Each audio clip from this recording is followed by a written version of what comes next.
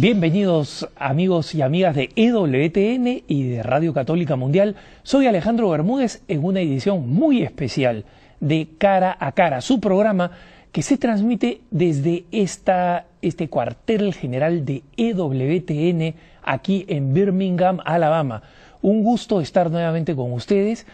Y lo primero que quiero hacer es confirmarle a aquellos hermanos y hermanas que tienen la gentileza y la sensibilidad espiritual de compartir con nosotros aquellas cosas que les cargan el alma, aquellos sufrimientos familiares por circunstancias duras que están pasando, por las dificultades en las que se encuentran hijos o familiares, tensiones en la familia, muerte reciente de seres queridos, enfermedades graves de personas amadas o de las mismas personas que nos escriben.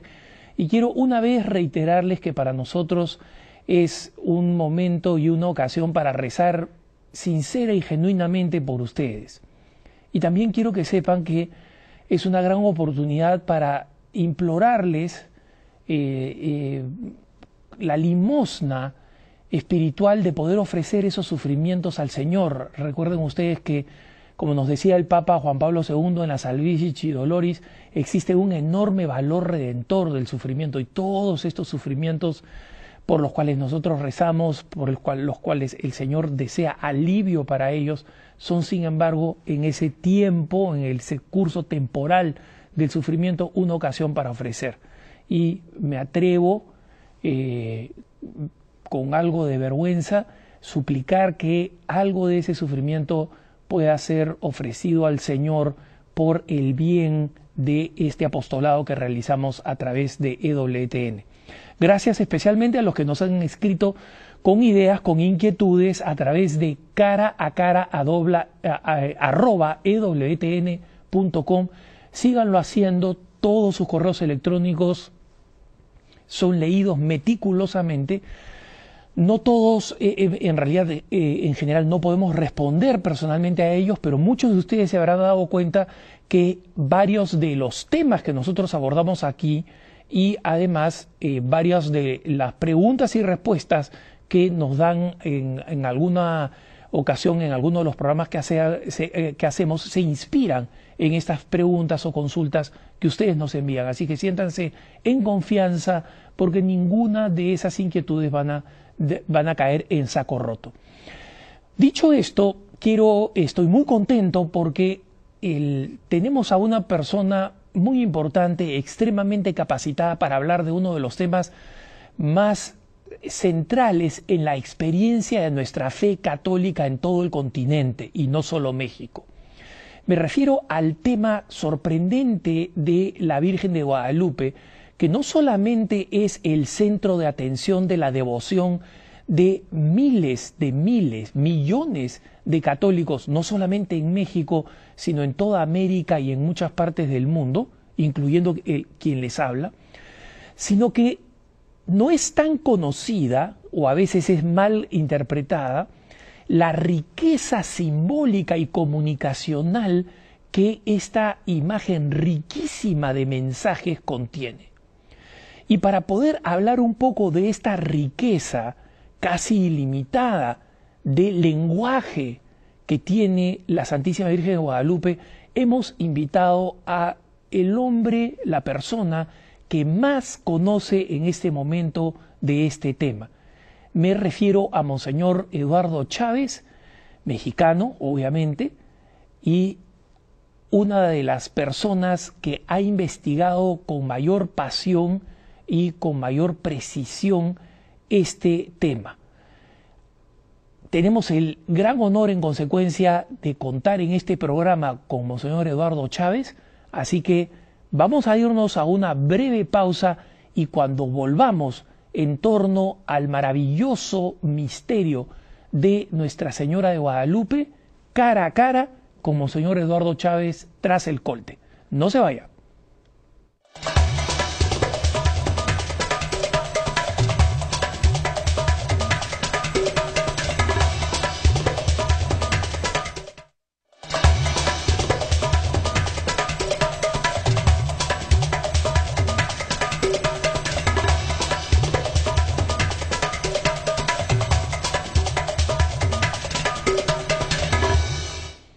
Estamos de vuelta en Cara a Cara en este programa que he dicho es especial porque creo que ustedes se van a sorprender de las maravillas que rodean al misterio de la Virgen de Guadalupe, y estoy con Monseñor Eduardo Chávez. Monseñor, bienvenido. Gracias, estoy muy contento de estar aquí. Monseñor, aparte del defecto suyo de ser amigo mío y de sus enormes habilidades preparando mole los domingos, la pregunta principal es, cuéntenos un poquito de su formación y de su papel actual y su relación con el misterio guadalupano.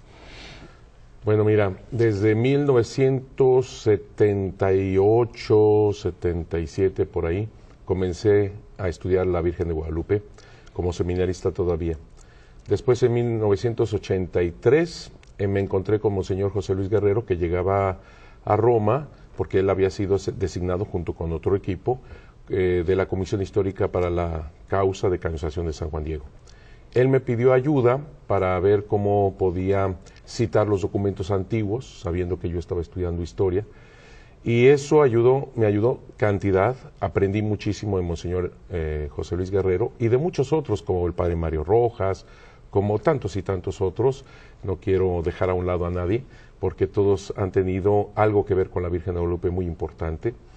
Posteriormente seguí el estudio, es fascinante ahorita en este programa, y van a ver que es una cosa que envuelve toda la vida y el corazón. Y luego en 1998 fui designado como cabeza de la Arquidiócesis de México en una comisión histórica que se formó para ya el último trazo, digamos, de este proceso, que sería hacia la canonización.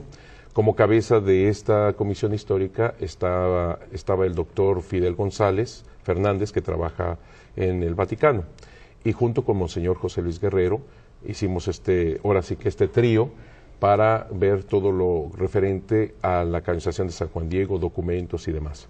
En ese último momento fui designado también postulador de la causa de canonización de San Juan Diego, y se logra la canonización de San Juan Diego el 31 de julio del 2002.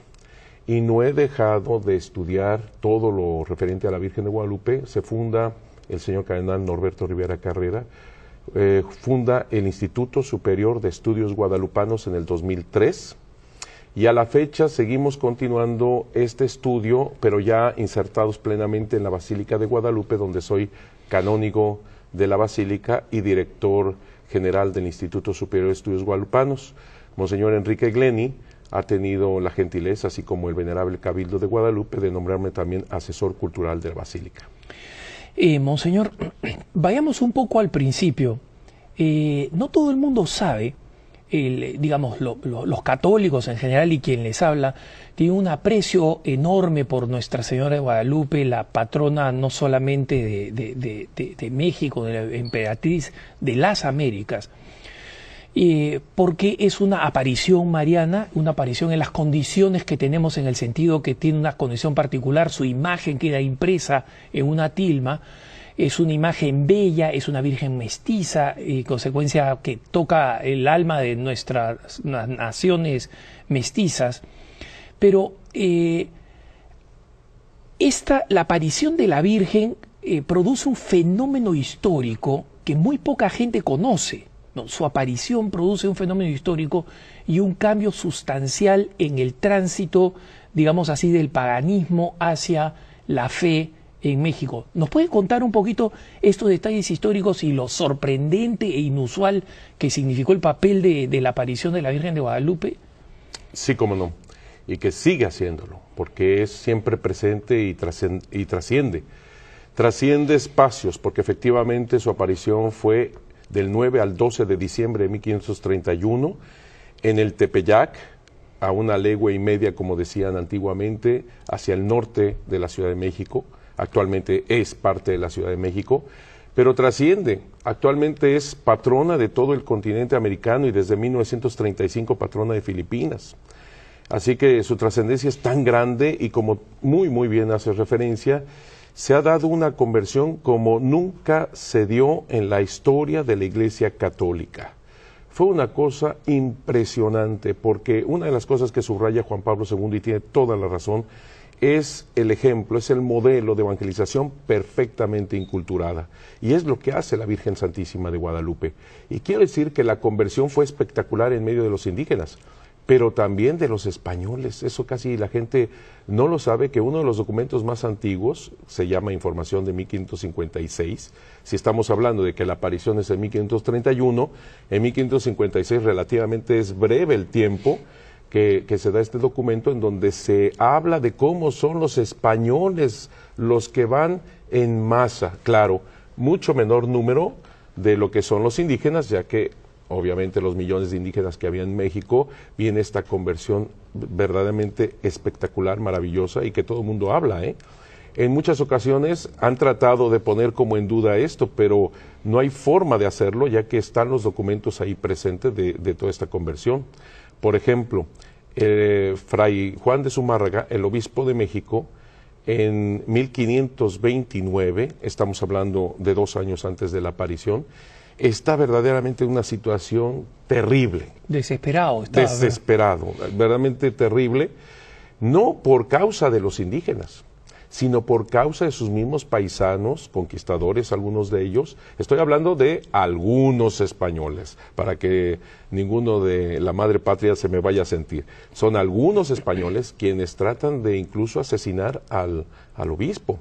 Delgadillo, se llamaba este conquistador, que formaba parte de la primera audiencia. Delgadillo trató de asesinarlo con una lanza. Se salvó de milagro Fray Juan de Zumárraga. El libro de Motolinia, por ejemplo, describe cómo todos los frailes querían ya regresarse a España, porque era verdaderamente imposible. De por sí titánica la obra de una conversión, estamos hablando de millones, 20 millones cerca de indígenas. Creo que pocos saben, monseñor, le pido perdón por la interrupción, que en ese momento en el planeta, Tenochtitlán, digamos la capital mexicana, era la congregación, la comunidad urbana más grande del mundo. O sea, no había otra ciudad en Europa que tenía tanta población como la que tenía el antiguo México, digamos así, ¿no? Sí, más o menos los cálculos, y esto visto desde los mismos frailes que estaban trabajando con toda esta gente, viendo las familias. Era complicado obviamente ver el número exacto, porque las familias en México eran muchos de ellos con varias mujeres. Los indígenas se casaban con varias mujeres, los nobles, y tenían muchos hijos, pero igual con los sacrificios humanos bajaba mucho el número de los indígenas. Y después se vuelve un tanto también difícil, porque cuando se da la conquista viene la enfermedad de la viruela que mata a muchísimos indígenas. Pero tratando de acercarnos en estos cálculos que se han hecho a través de muchos científicos, hablan de cerca de 200,000 personas solamente en Tenochtitlan, en la Ciudad de México. Y en ese entonces, las ciudades más grandes en Europa, por ejemplo, Sevilla tendría alrededor de 45,000 habitantes, París tendría alrededor de 70,000. O sea, estamos hablando realmente de un número enorme de indígenas que estaban en la Ciudad de México. Por eso, como te decía, era titánica ya la misión para los españoles, para los misioneros. Y todavía encima la cuestión de los conquistadores, de algunos conquistadores que no querían que se evangelizara. Y esto tenía una connotación también, pues obviamente de abuso, porque los conquistadores, mientras menos bautizados estuvieran los indígenas, más justificaban el hecho de que ellos podían esclavizarlos y tomar de sus bienes. Porque eran unas bestias, digamos así, entre comillas, no estaban evangelizados, no estaban al mismo rango del cristiano. Digamos. Exactamente, o los trataban como aquellos que estaban en torno a diablos, ¿verdad? Toda esta idolatría que tenían los indígenas. Así que eso justificaba pues sus robos. Y los que impedían todo eso, pues obviamente eran los misioneros. Así que por eso fue que trató Delgadillo de asesinar a Fray Juan de Zumárraga.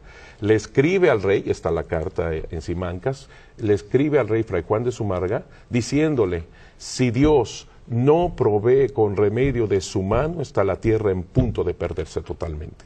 Eso le escribe desesperado Fray Juan de Zumárraga.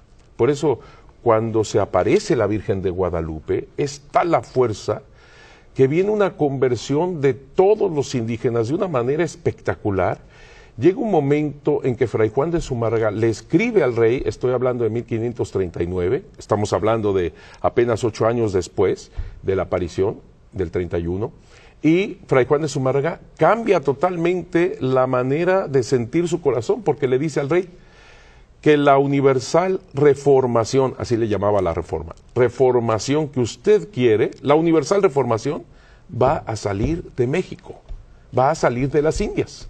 O sea, cambió totalmente la forma de pensar de Fray Juan de Zumárraga. Fray Juan de Zumárraga, antes de morir, 5 días antes de morir, en 1548, estoy hablando de 10 años más o menos después de esta carta última, le dice al rey, y es verdad, habrá 40 días que con ayuda de religiosos confirmé los indios de esta ciudad.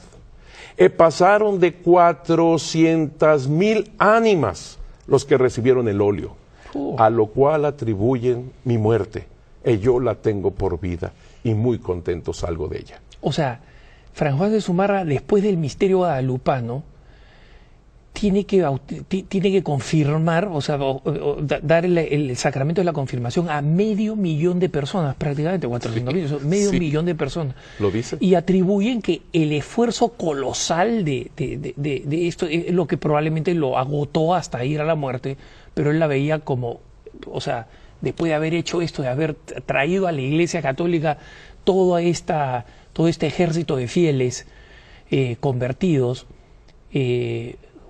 yo me voy a la vida, no a la muerte, ¿no? O sea, sí. Bellísima.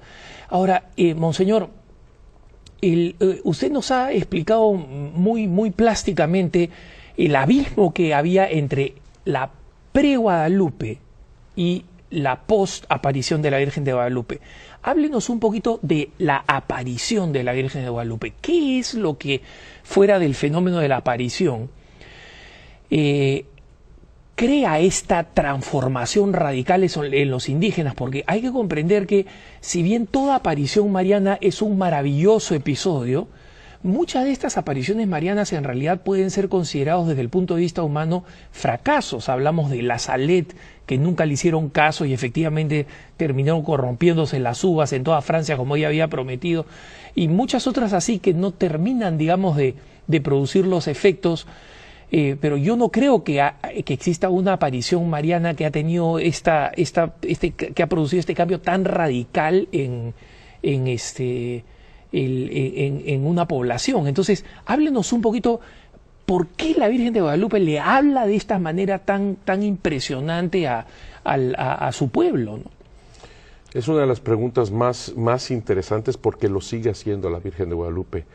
Y volvemos a esta palabra de la inculturación del Evangelio, que significa el poner a Jesús en el corazón de todo ser humano.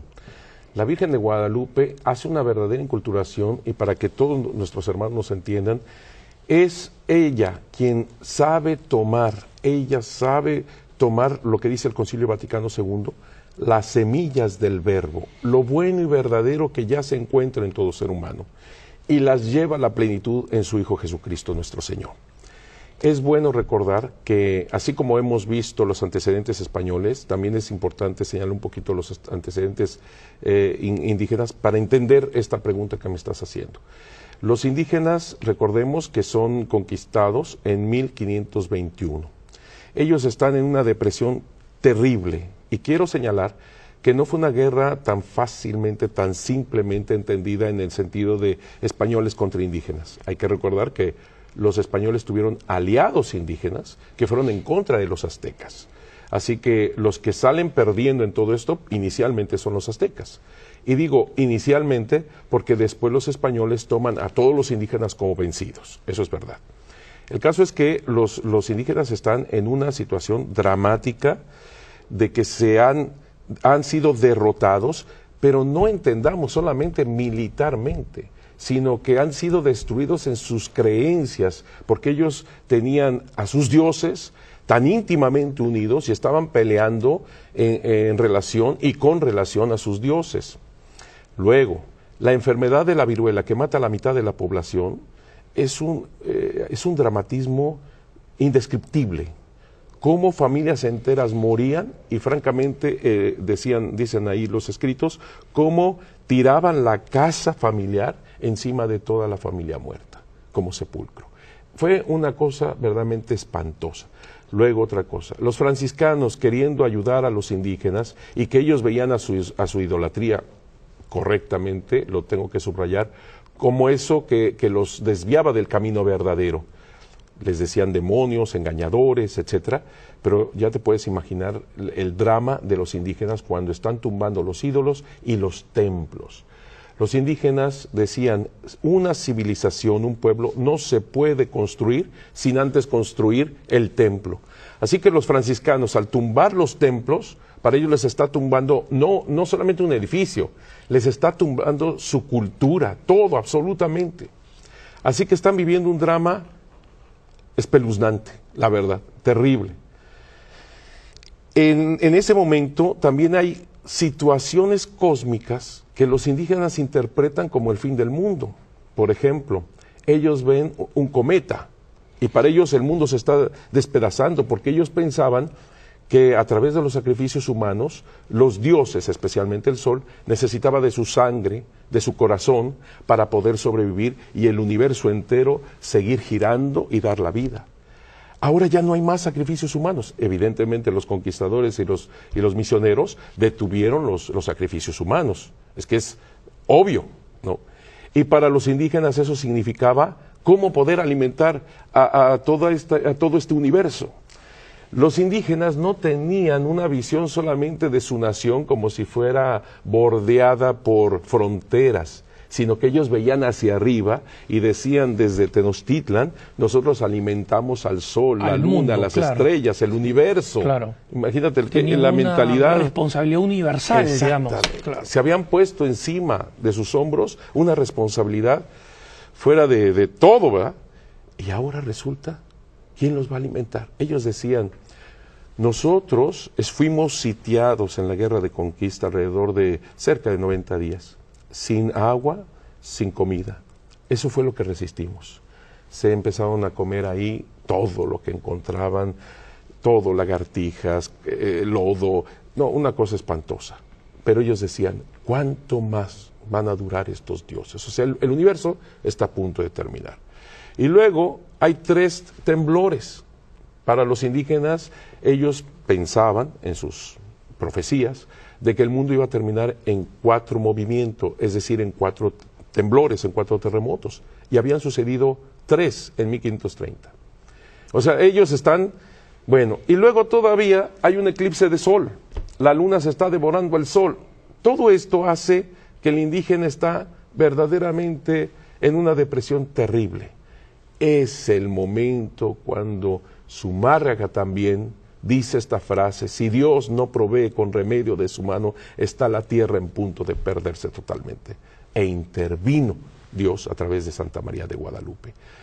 Ella haciendo una verdadera inculturación, ella que trae a Jesús en su inmaculado vientre, ya que recordemos que la imagen de la Virgen de Guadalupe es de una doncella, de una virgen que está esperando a Jesús. Es una mujer de espera. Y si entendemos que el tiempo litúrgico que llega en el 9 de diciembre es precisamente Adviento, espera, perfecto a nivel desde la óptica de los españoles. Si vemos que es una Inmaculada Concepción, y estamos en la octava de la Inmaculada Concepción, con toda esa iconografía que nos presenta el libro de Apocalipsis 12, una mujer vestida de sol con la luna bajo sus pies y está a punto de dar a luz. Desde la óptica de los indígenas, ella se aparece en el tiempo que están por celebrar solsticio de invierno el 12 de diciembre, que es el momento en donde el sol empieza a vencer a las tinieblas. Los días comienzan a ser más largos. Los indígenas, antes de la conquista, hacían miles de sacrificios humanos para dar esta sangre y estos corazones al sol y que él pudiera vencer el solsticio de invierno. Cualquiera de nuestros hermanos dirá, Padre, el solsticio de invierno no es el 12 de diciembre, es el 22. Pero hay que recordarles que en 1531 el calendario europeo estaba equivocado por 10 días. Esto se arregla hasta 1582. O sea, astralmente, en 1531, el 12 de diciembre es solsticio de invierno. Y es en este contexto en que va a aparecer la Virgen de Guadalupe con toda, no solo la fuerza de ser la Madre de Dios, sino con todo un mensaje amorosamente preparado para los fieles. Y, me gustaría que entráramos ya a este detalle de la imagen misma de la Virgen de Guadalupe, Monseñor, apenas regresemos del corte. Estamos con Monseñor Eduardo Chávez, el experto más importante en la Virgen de Guadalupe, en un interesantísimo diálogo sobre nuestra emperatriz de América. No se vayan, que ya volvemos.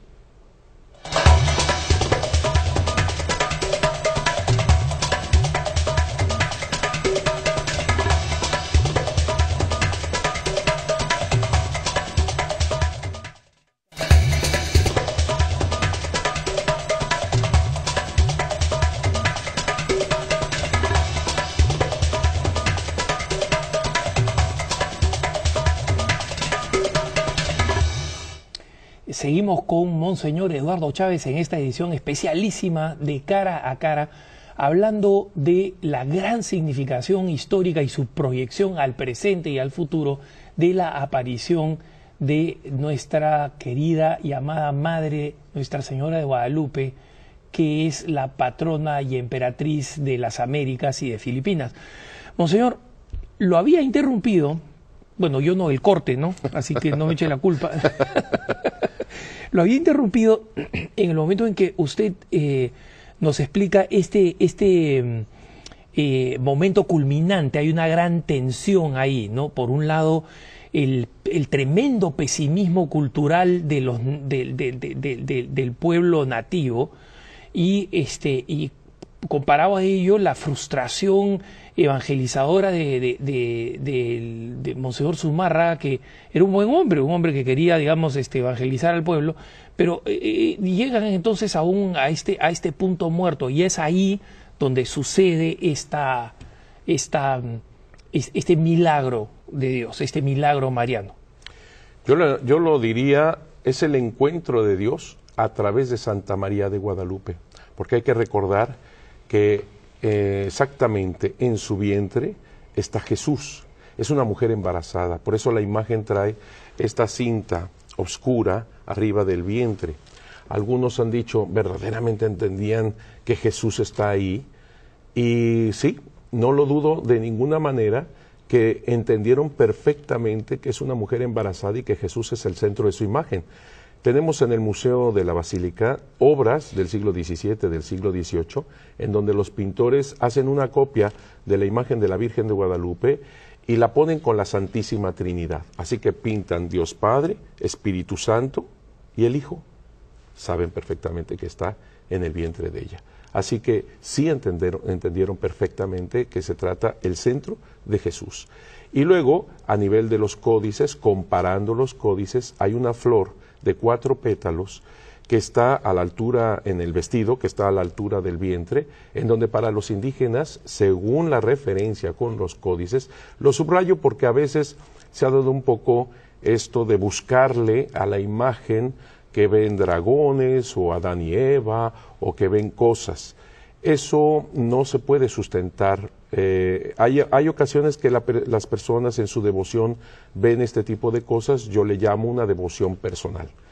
Pero lo que sí podemos sustentar es cuando tú comienzas a comparar cómo dibujaban los códices, cómo hacían los códices y la interpretación a través del conocimiento de toda la mentalidad y filosofía, sobre todo religiosa, de carácter tolteca, de los toltecas, que los aztecas han asumido, pero los toltecas son las personas más sabias, los indígenas más sabios, que llegaron a creer en un solo Dios, si bien no el verdadero Dios, pero ellos llegaron a creer en un solo Dios. O sea, eran monoteístas, digamos.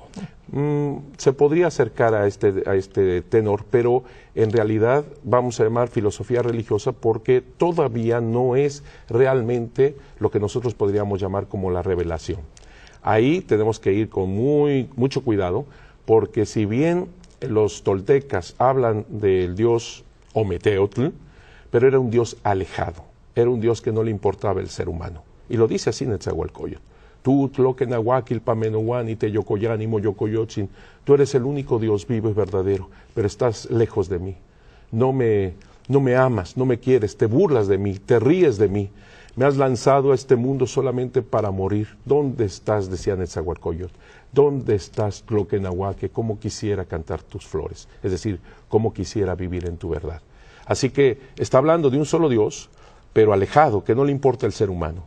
Cuando la Virgen de Guadalupe le dice a Juan Diego, yo soy la madre de Tloquenahuaque, Ilpamenohuani, Teyocoyani, Moyocoyotzin. Yo quiero una casita sagrada para ofrecer mi amor persona. Así que el verdadero Dios, que obviamente en la mentalidad tolteca estaban preparados para recibir como tierra fértil, el verdadero Dios no está alejado de ti, y mucho menos se burla de ti. Quiero una casita sagrada para ofrecer mi amor persona. Así que es un Dios que no viene solamente a verte o a visitarte, que viene a vivir contigo. No, es brutal. El mensaje de la Virgen de Guadalupe es algo impresionante, porque es lo que tanto deseamos actualmente. Es lo que tanto anhelamos y tanto estamos buscando por muchos caminos que desgraciadamente no son los verdaderos. Hay caminos totalmente equivocados, hay caminos que si bien nos acercamos a quien es el verdadero Dios, pero no llegamos todavía a tocar. Mientras que es Él quien toma la iniciativa de venir a encontrarse con nosotros y a vivir en medio de nosotros, ni nada menos que a través de su Madre Santísima. Entonces, siguiendo lo de es que son tantas cosas, pero siguiendo lo de la imagen, Él está ahí. Así que es un verdadero encuentro con Dios a través de Santa María de Guadalupe. La imagen tiene muchísimos significados más, no solamente el códice que guarda el vestido rosa salmonado. Por ejemplo, la luna negra que tiene a sus pies, que está en contraste con el sol, es un verdadero eclipse. Ella está eclipsando, no, lo voy a decir más correctamente. Él, en su inmaculado vientre, a través de su madre, está eclipsando y superando todo lo demás. Los indígenas lo entendieron perfecto, porque México significa en medio de la luna, en el centro de la luna, en el ombligo de la luna. Así que ella viene en el centro de la luna, México. Pero no nos equivoquemos, no es el concepto actual de México como nación, sino para los indígenas México es el lugar de los 4 rumbos del universo. México es el hogar del Dios omnipotente. Por eso ellos pensaban que en México era la manera de mantener todo el universo. Claro, por eso recaía sobre ellos la responsabilidad de sostener todo el universo, porque ahí estaba la presencia del Dios todopoderoso, de la divinidad absoluta, ¿no? Sí, y ahora el verdadero Dios, que va más allá de lo que ellos podían haber imaginado, por muy cercanos que estuvieran, viene ahora a entregarse a ellos. Ahora, Monseñor, entonces, para retomar, para asegurarme que lo sigo con claridad, sí. La Santísima Virgen María se aparece y es para el lenguaje y la simbología indígena, y en consecuencia creo que los indígenas vieron muchísimo más de lo que los españoles verían en su momento, ¿no? Y nosotros. Claro, entonces ven esta cinta, ven la flor de 4 pétalos, entonces dicen, esta mujer está embarazada de alguien que es el Dios omnipotente. El Dios omnipotente. Sí. Y en consecuencia ella está pisando esta luna negra que, supongo yo, simboliza la victoria sobre el cosmos. ¿Cuál era el símbolo que leían los indígenas de esta? Que venía al hogar del Dios omnipotente, y que este verdadero Dios superaba todo, porque Él está haciendo a través de ella un verdadero eclipse. Él, el verdadero sol, o sea que no está eclipsando la luna al sol, sino que es Él en su inmaculado vientre que está eclipsando todo lo demás, está superando todo. Tan fuerte es esto, las estrellas, por ejemplo, 46 estrellas. Es interesante. En el manto azul verdoso. Manto azul, okay. Y ese manto azul verdoso para los indígenas solamente lo podía portar el emperador. O sea que ellos inmediatamente con el color, ellos captan que están ante la emperatriz. inmediatamente. Inmediatamente captan que es virgen, porque las indígenas que se habían casado, que se casan, tenían que usar un peinado especial, un trenzado, que estas trenzas subían hacia arriba como en cuernitos, así lo dibujan. Toda mujer casada tenía que portar ese tipo de peinado, casada, para que en la sociedad indígena inmediatamente entendieran esto. Mientras que una doncella, una virgen, tenía que portar el pelo bien peinado hacia los lados, sin ningún trenzado. Así que viendo la imagen de la Virgen de Guadalupe, los indígenas entendieron perfectamente que era virgen y al mismo tiempo madre. Impresionante. Y luego las estrellas que te decía, son 46. Actualmente en el Instituto Superior de Estudios Guadalupanos estamos haciendo un trabajo con astrónomos, astrónomos de la UNAM, otro astrónomo es de la Universidad de Anáhuac. O sea, junto con el matemático Fernando Ojeda, estamos haciendo un trabajo en este sentido del seguimiento de las estrellas. Impresionante cuando los astrónomos están impactados de comprobar y certificar que son las constelaciones en el cielo de México en aquel entonces. O sea, es impresionante, porque además otra cosa, haciendo estos cálculos, vuelvo a decir matemáticos, astronómicos, se sabe cuándo fue exactamente cuando se imprime la imagen en la tilma de Juan Diego. Se sabe la hora, porque si es más allá de la hora dicha, una estrella ya no entra en el manto, digamos. Si es antes, una estrella no entra otra o sale. Estrella, claro. Exacto. Es a las 6:45 de la mañana del 12 de diciembre, martes 12 de diciembre de 1531. Es impresionante. Otras cosas también son las nubes, que generalmente no tenemos así muy rápidamente, que está en torno de nubes. Para los indígenas, alguien que viene entre nieblas y nubes significa alguien que trae un tesoro, un cofre de riquezas espirituales. Decían los indígenas a los españoles, a los frailes españoles, decían: ustedes que vienen entre nieblas y nubes, ustedes vienen del lugar desconocido donde Dios es espiritual. Ustedes son ojos, oído y boca de aquel invisible y espiritual, en ustedes se vuelve visible. Así que inmediatamente todo esto están leyendo los indígenas, están contemplando la belleza de esta imagen, pero también la están comprendiendo, leyendo toda esta inculturación que ella hace. Y, monseñor, cuando los indígenas, es decir, nosotros sabemos lo básico de cómo llega esta imagen en la tilma de San Juan Diego, cuando derrama las flores que la Virgen le había pedido llevar como muestra de la autenticidad de su aparición a Fray Juan de Zumárraga. Y sabemos a las 6:45 es la hora, ¿no? 6:45 de la mañana, sí. Tempranero Sí. Y ¿qué sucede luego con esa tilma? ¿Cómo es que esa tilma pasa a ser vista, contemplada, admirada por la población nativa? Es importantísimo esto que estás preguntando. Hay que decir que las flores, entre los indígenas, flor y canto significa la verdad divina. El hecho de que Juan Diego haya ido por ellas, mandado por la Virgen, en lo alto del Tepeyac. El Tepeyac es un cerro muerto, árido, salitroso. Además es diciembre, helaba, no había forma de dar vida. Es decir, en un lugar muerto es donde crecen estas flores, aparecen estas flores, enraizan estas flores. Y Juan Diego las corta, se lo pide la Virgen, y lo lleva en el hueco de su tilma, así lo dice el Nicalmopogua, y tiene un significado muy profundo. Qué lástima que no nos podemos detener en el programa para ver todos estos significados. Pero bueno, baja Juan Diego, enseña las flores, y después, como tú muy bien dices, va con el obispo y le da las flores. Quiero decir que la señal no son solamente las flores, sino que cuando se imprime la imagen de la Virgen de Guadalupe en la tilma, resulta que también la imagen, la tilma de Juan Diego, es parte de la señal. Y la señal le pertenece al obispo, quien fue el que pidió la señal. En primera instancia, el obispo la pone en su oratorio, porque le pertenece la señal nada menos que a la cabeza de la iglesia, que es el significado. Y después pasa la imagen a la iglesia mayor, lo que sería la catedral, durante los pocos días, 15 días apenas, que duran la construcción del templo de la casita sagrada de Santa María de Guadalupe.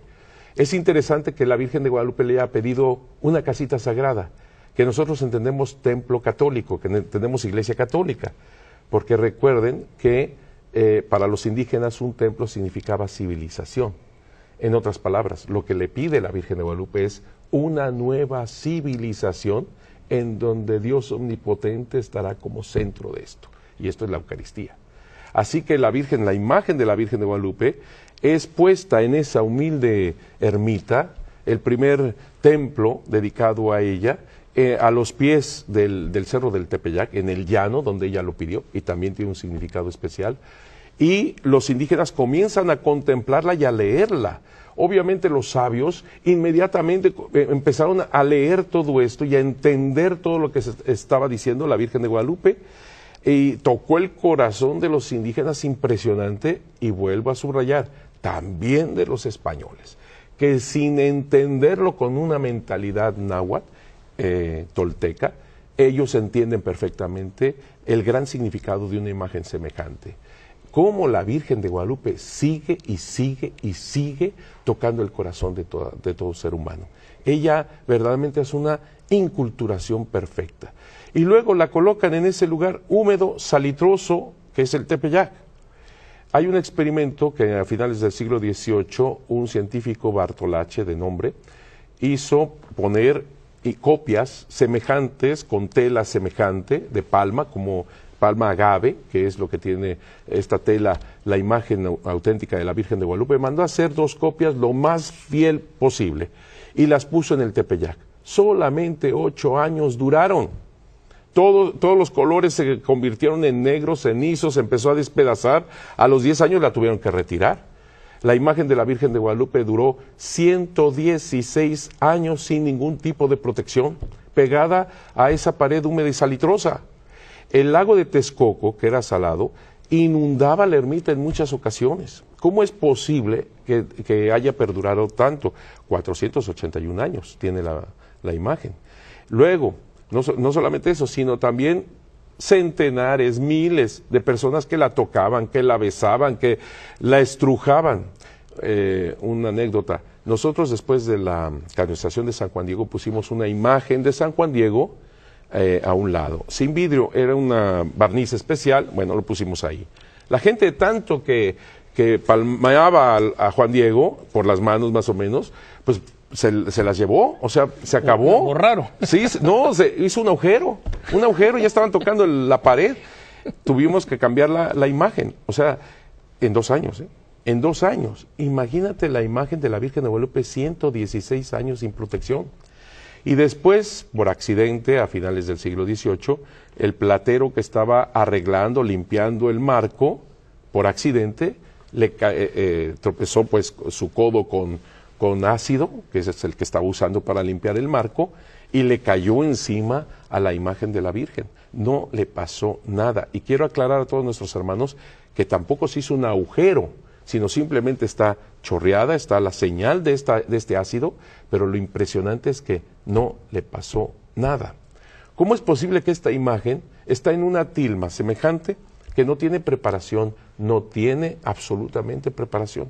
Todos los colores pasan al otro lado, no están flotando como por ahí he visto en algún email, que está tremendamente equivocado. No está flotando la imagen, lo sorprendente es que está en los hilos y pasa al otro lado. No se puede llamar pintura porque no tiene brochazo, es una impresión, no tiene pincelada, es una impresión y pasa al otro lado. Otra cosa que por ahí vi en este email, decían de que se escuchaba el corazoncito del niño Jesús, que un doctor, no dice quién, con sus aparatos, escuchaba el corazoncito del niño Jesús. Esto es totalmente falso. No existe ningún informe de eso, no existe un examen de eso, eso es totalmente falso. Y lo triste es que estas exageraciones sobre la devoción en realidad no es que ayuden a entender mejor o a admirar más el milagro guadalupano. El milagro guadalupano implica tantos elementos que son que se paran por sí solos. Y creo que la principal muestra de ese milagro es lo que usted nos cuenta, esta casi 500.000 de personas que vienen a pedir ser incorporadas a la iglesia de los nativos, y también la conversión de los españoles, entre los cuales habían pues encomenderos bastante desalmados, ¿no? Que no son novedad, no fueron novedad solo en México, sino en general en toda América Latina, ¿no? Digamos, la historia oscura de los encomenderos es una realidad en Bolivia, en el Perú, en Chile, es decir, no eran una rareza, ¿no? Pero tienes toda la razón, pero hay un dato bien interesante. Si bien acabo de describir lo que decía la carta de Fray Juan de Zumárraga antes de morir, que decía de estos 400,000 indígenas, pero después de la aparición, Motolinia nos dice que apenas en 7 años se convirtieron cerca de 8 millones de personas después de la aparición. Y Motolinia hace referencia a esto. O sea, ¿qué pasó? Que antes Motolinia está hablando de regresarse a España, porque los quieren matar, porque no había forma de evangelizar, porque no podían tener el idioma, porque esto fue poco a poco. Es cierto que hicieron los catecismos, Fray Pedro de Gante, por ejemplo, hacía catecismos con dibujitos, pero no llegaba, ni mucho menos. Después de la aparición, ahí está Mendieta también, Jerónimo de Mendieta, un fraile de la época, donde hace unas descripciones maravillosas de cómo es la conversión de miles y miles. Llegan a un monasterio, 2 frailes, y ya tienen a 14,000 personas que quieren bautizarse y demás. 14,000 por día. O sea, es una cosa. Ellos caminaban en algunos señalamientos que hace Motolinia y también Jerónimo de Mendieta, hablan de que caminan más de 40 leguas para buscar confesor. O sea, se cambia totalmente la situación, tremendamente, y les da un ánimo y una fuerza a los frailes. Es impresionante cómo la Virgen de Guadalupe, cómo entra, y aquel que intentaban asesinar, como era el obispo, le dice a Juan Diego: esto tiene que ser aprobado por el obispo. No se hace nada sin el obispo. Si hay que ir de nuevo a darle una señal, se le da la señal, pero no se hace nada sin el obispo. Y al mismo tiempo le dice al indígena laico: pero tienes que ser tú. He depositado toda mi confianza en ti. Y todavía le dice a Juan Diego, qué lástima que no podemos ver más de él, pero dice: hijo mío, socoyotito mío, te pido, te ruego, te imploro, te suplico que tú seas mi mensajero, que tú seas mi intercesor. Es que es algo brutal. Es sorprendente, monseñor, porque en realidad la lección de eclesiología, es decir, de la vida de la iglesia, de la Santísima Virgen María, pues cualquiera podría decir: hago lo que se me da la gana, ¿no? Y sin embargo conduce al laico, al obispo, pero al mismo tiempo que reconoce esta dignidad del laico de que tú eres el que tiene que, no voy a escoger un sacerdote famoso, tú como laico eres el que va a llevar este mensaje al obispo, y esto va a comenzar a irradiar este enorme milagro guadalupano a través de la aprobación episcopal, ¿no? Entonces, esto es una lección de prueba, de testimonio, ¿no? De cómo la misma Santísima Virgen María reafirma el papel de la Santa Madre Iglesia como el sacramento de salvación que ha escogido su Hijo, ¿no? Y que es a través de la Iglesia y de todos sus miembros, incluyendo los laicos, que el mensaje guadalupano puede llegar a su máxima extensión, ¿no? Sí, es como, claro, es un ejemplo. Es como si la Virgen de Guadalupe pusiera en el siglo XVI el Concilio Vaticano II. Es como si ella lo introdujera de una manera impresionante, perfecta.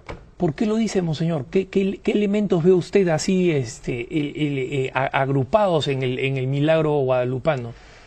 Muchos, por ejemplo, esta eclesiología impresionante de tomar las semillas del verbo y lanzar esto en plenitud a su Hijo Jesucristo.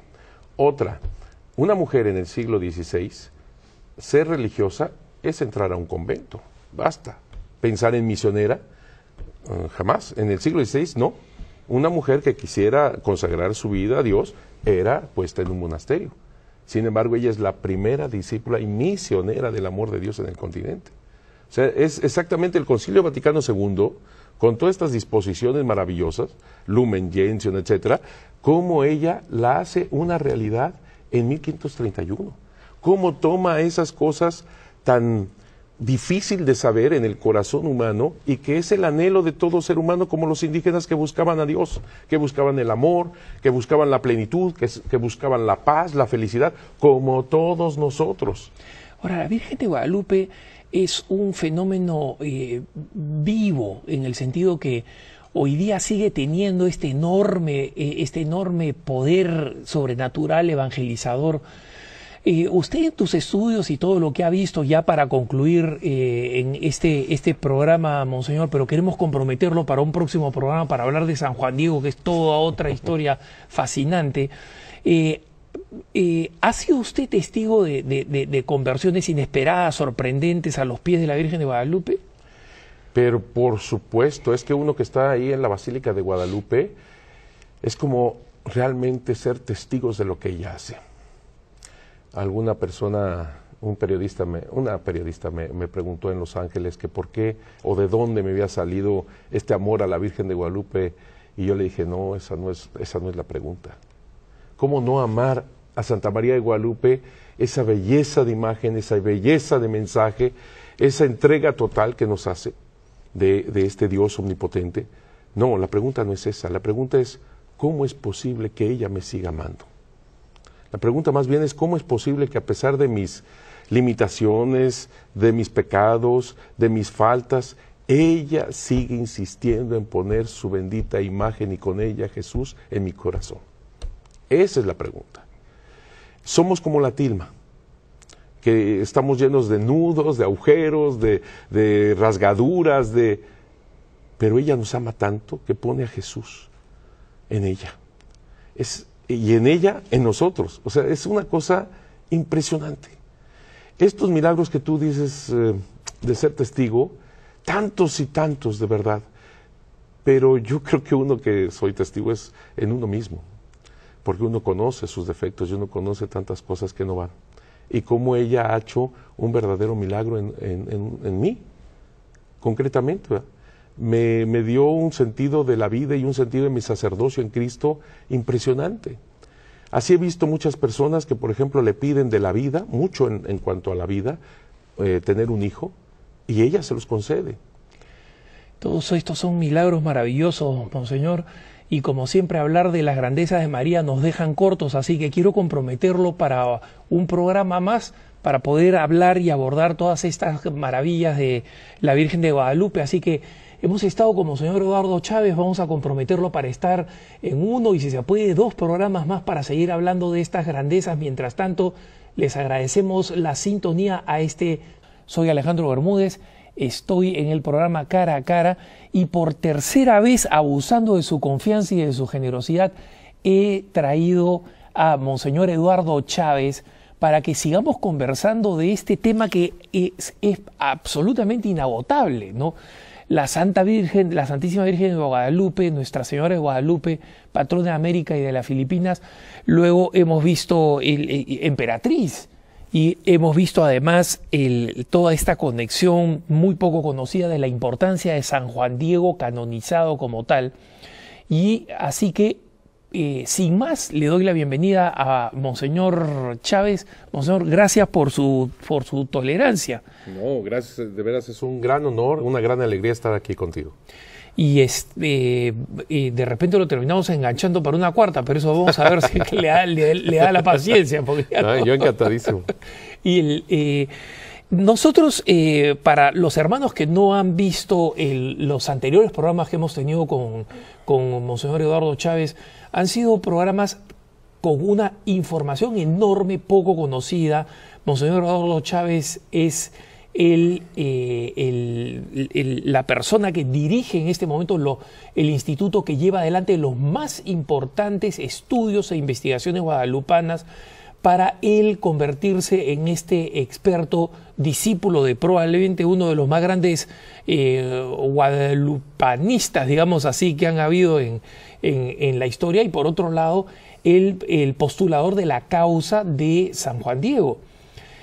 Pero al mismo tiempo, Monseñor acompaña todos estos descubrimientos con unas reflexiones muy importantes, todas ellas realizadas en el misterio guadalupano, y por eso es que ahora quería entrar en esta tercer encuentro que tenemos, Monseñor, sobre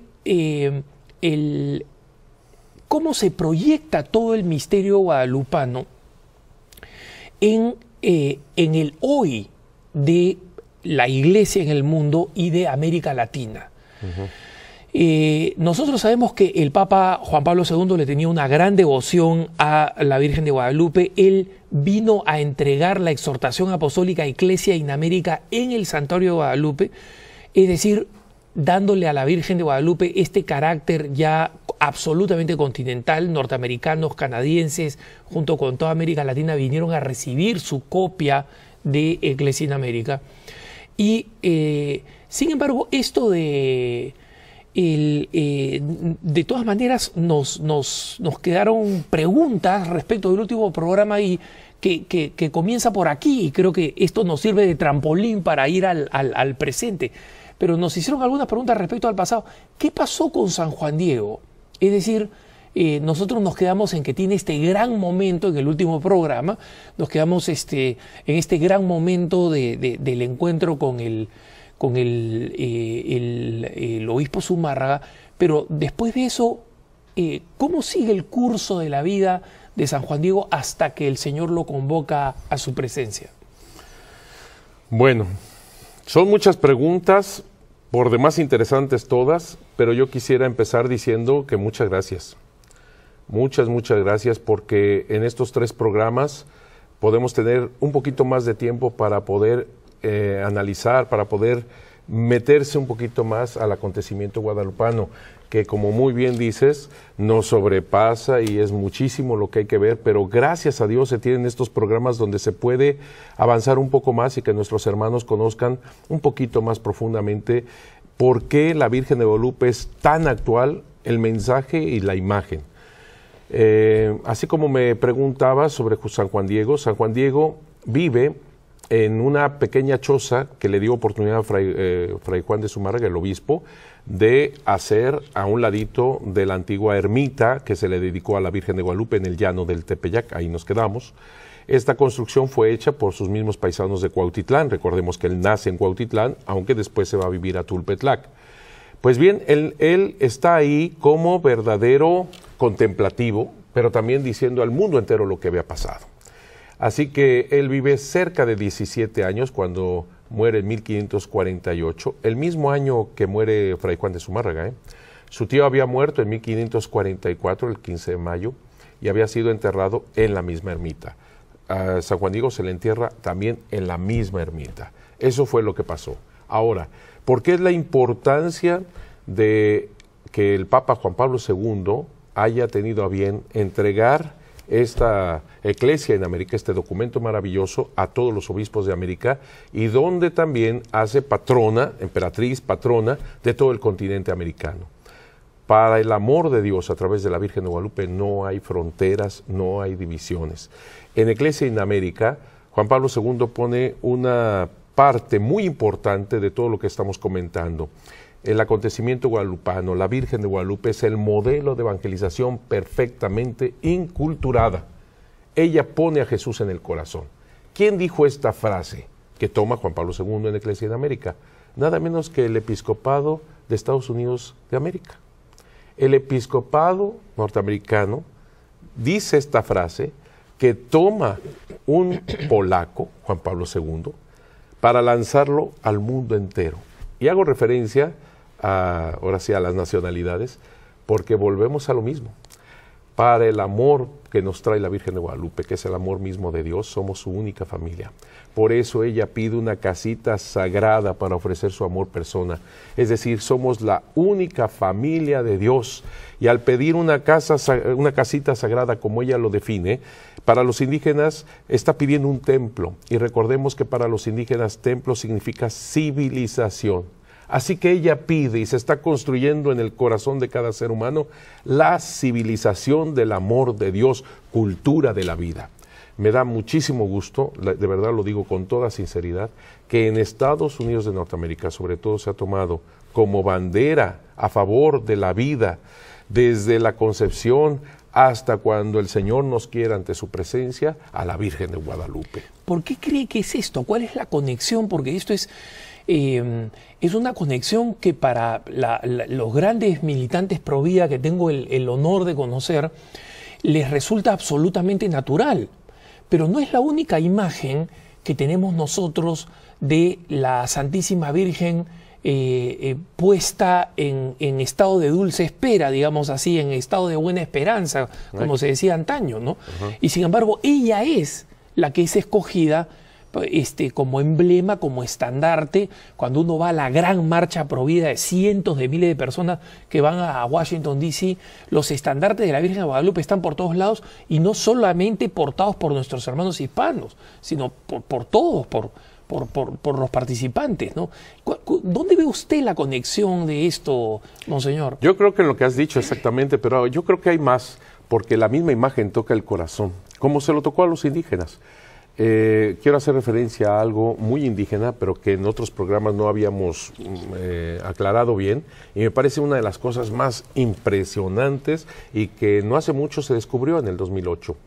Es decir, antes incluso de la canonización de San Juan Diego, nosotros sabíamos de por qué es importante la fecha como tal, solsticio de invierno, como ya lo hacíamos notar, pero no sabíamos por qué exactamente, además de solsticio de invierno, era tan importante la fecha de su aparición.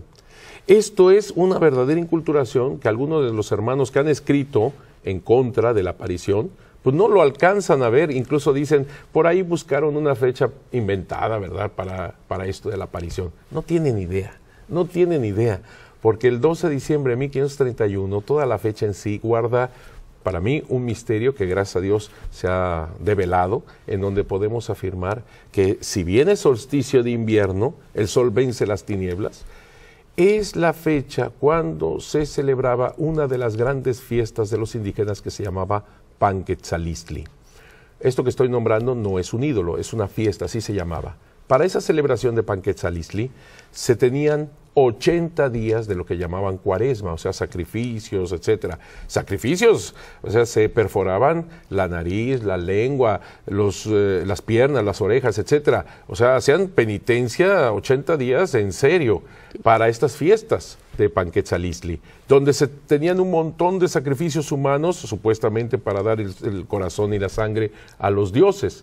Como la Virgen de Guadalupe, solsticio de invierno, exactamente en la fiesta de Panquetzalistli, donde Motolinia, uno de los franciscanos de aquella época, la describe así: es como la Pascua indígena.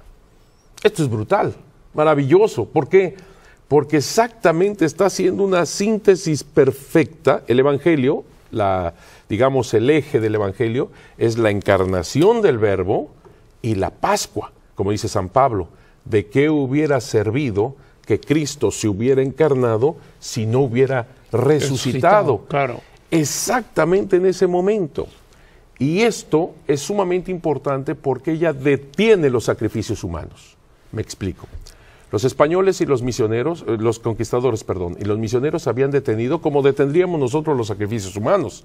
Simplemente detengan eso. ¿Cómo es posible? Así era un sacrificio, por ejemplo, al dios Tlaloc de la lluvia, de tener a un niño, de quitarle las uñas para que llorara mucho, de cortarle el pechito, sacarle el corazón para ofrecerlo al dios Tlaloc. Yo creo que actualmente, si viéramos algo semejante, detendríamos inmediatamente la mano del agresor. Es obvio. Así detuvieron los sacrificios humanos, sin más. Esto es diabólico, esto es terrible. Nosotros diríamos quizás otras palabras, pero para el caso es lo mismo. La Virgen de Guadalupe ahora entiendo cómo detiene los sacrificios humanos. Ahora lo entiendo. porque precisamente por esta inculturación perfecta que ella hace, con estas fechas, con estas fiestas que celebran los indígenas, lo digo de esta manera para entendernos, es como si ella dijera, yo los entiendo, yo sé lo que son los sacrificios humanos, porque yo estuve delante del sacrificio de mi hijo, yo estuve de pie, a mí nadie me cuenta lo que significa el dar a un hijo en sacrificio. Yo sé lo que son los sacrificios humanos. Yo estuve llorando delante de mi hijo que se desangraba y entregaba toda su vida por toda la humanidad. Yo sé lo que son los sacrificios humanos. No más sacrificios humanos. Mi hijo es el único y eterno sacrificio. De aquí viene toda una conversión en una inculturación perfecta.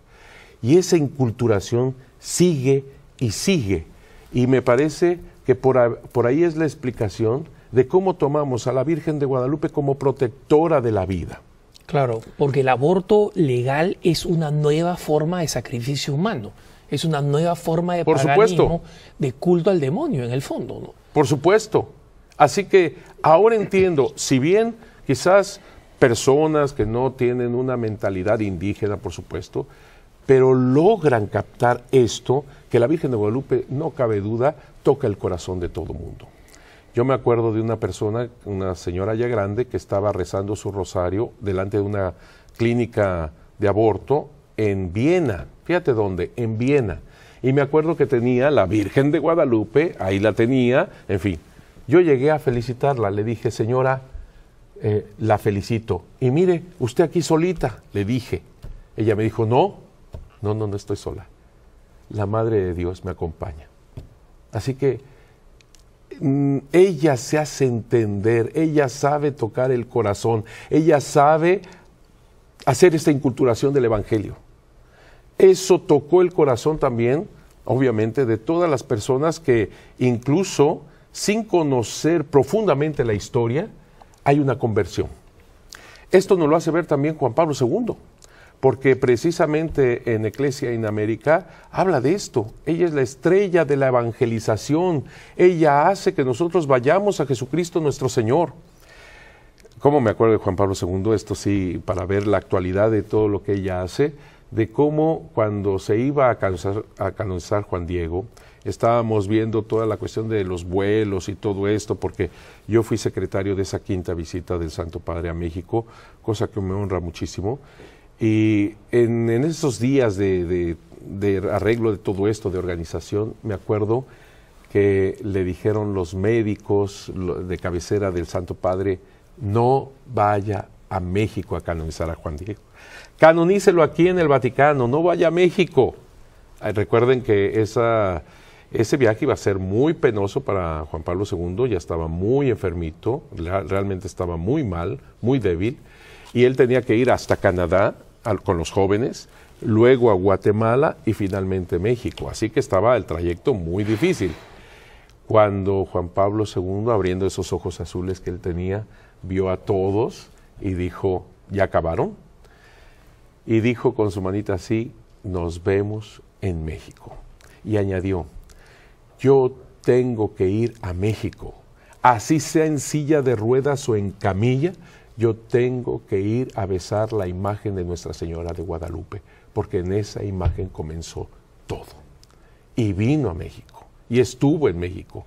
Y cuando yo lo veía delante de mí, porque en la postulación, en el momento de la canonización de San Juan Diego, estaba de frente a él, pero más bien yo veía la imagen de la Virgen de Guadalupe y le decía, cuídalo, ayúdalo, fortalécelo.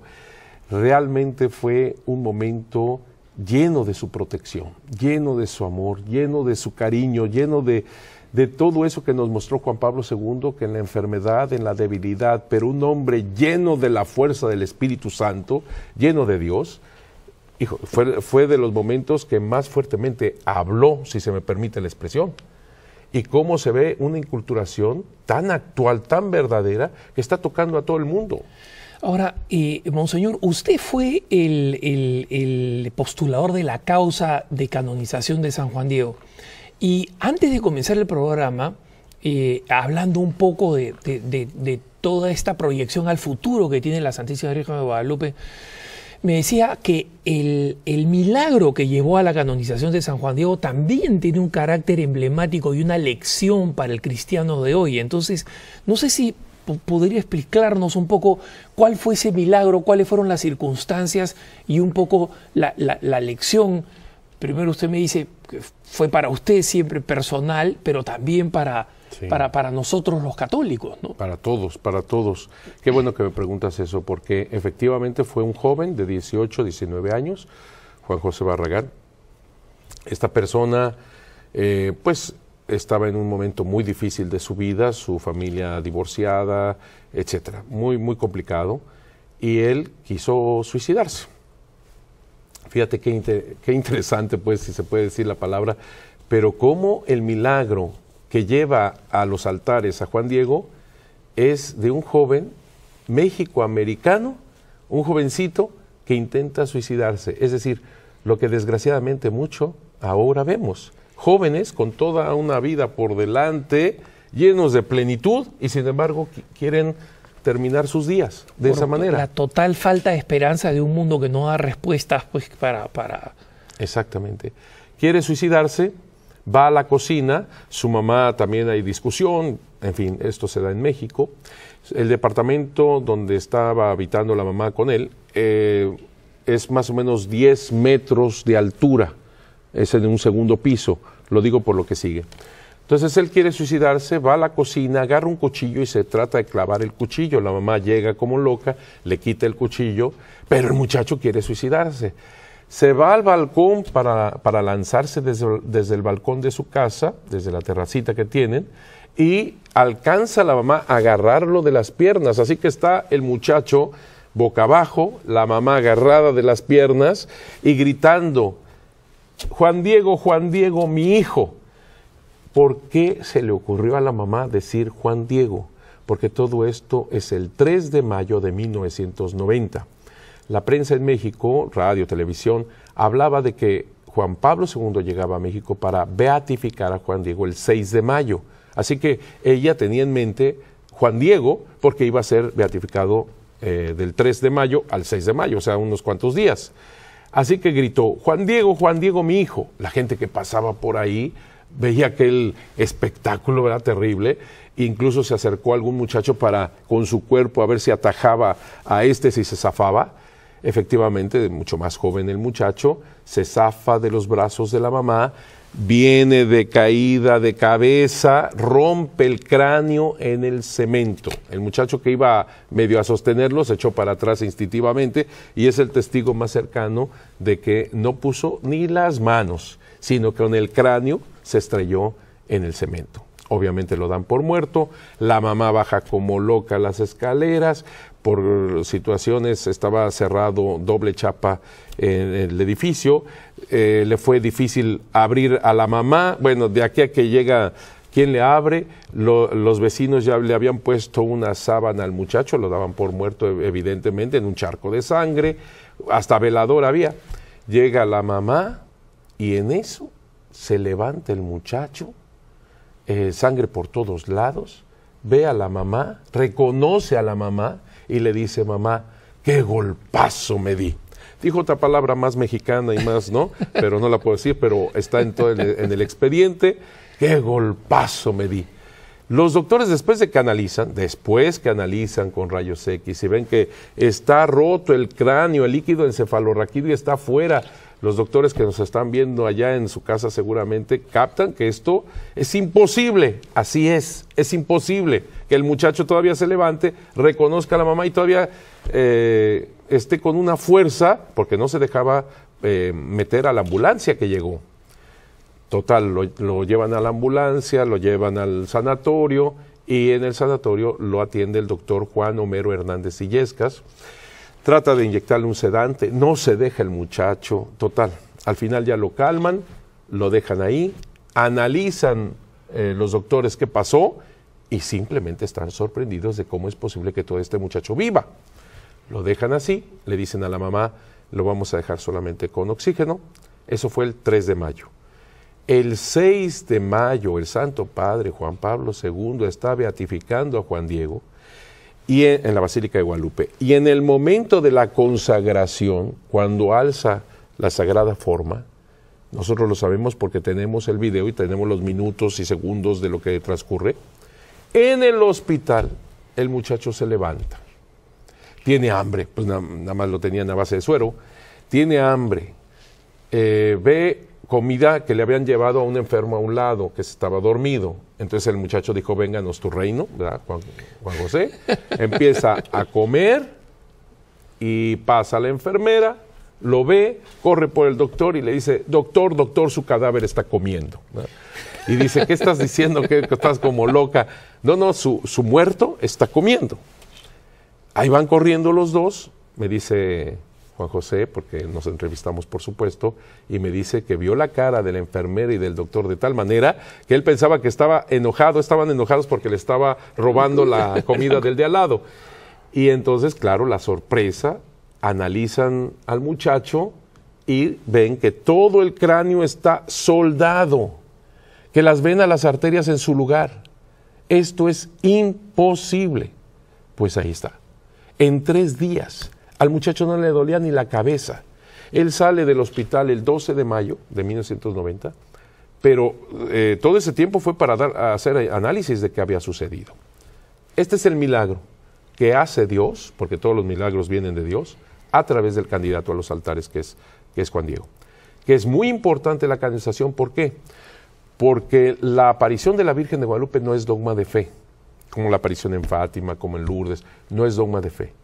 Pero en la canonización de cualquier santo, pero en este caso estamos hablando de Juan Diego, va implícito el dogma de la infalibilidad del Papa. Efectivamente. El es Papa, muy importante. Así es. El Papa involucra su infalibilidad en la canonización de los santos. Así es. Así es. Y es muy importante decir que obviamente la existencia de Juan Diego fue comprobada con anterioridad, por supuesto, y a quienes se necesita, historiadores, con todas las fuentes históricas. Nuestro trabajo fue expuesto a otros grupos de historiadores que criticaron, que pusieron, que completaron, que, en fin, todo. Además de estos, vamos a llamarle abogados del diablo, unos oficiales y otros no, que vuelvo a repetir, nos ayudaron muchísimo porque todas sus dudas fueron contestadas, porque iba a estar implícito el dogma de infalibilidad del Papa. Y luego también la cuestión médica del milagro. Son los doctores, analizan otros grupos de doctores y así van analizando qué sucedió. Me acuerdo que mandaron estos exámenes médicos a un doctor que ya años después, que no conocía al muchacho. Entonces analiza las cosas y pone de puño y letra y firmado, interesante caso. ¿Dónde está el cadáver? Y pone así interrogante, porque es lógico que él lo daba por muerto. Y resulta que el amigo estaba estudiando computadora y todo eso. Bueno, el caso es que después de todo eso, el Santo Padre canoniza a Juan Diego, dice, este hombre está en el cielo. Este hombre es modelo de santidad entre todos nosotros. Este hombre es puente de unidad entre Dios y los hombres. Ahí está implícita el dogma de la infalibilidad del Papa. Así es. Y con ello está confirmando su encuentro con la Virgen de Guadalupe. No será dogma, pero es totalmente cierto. Claro, efectivamente. La certeza y además acompañada por la cantidad enorme de testimonios contemporáneos al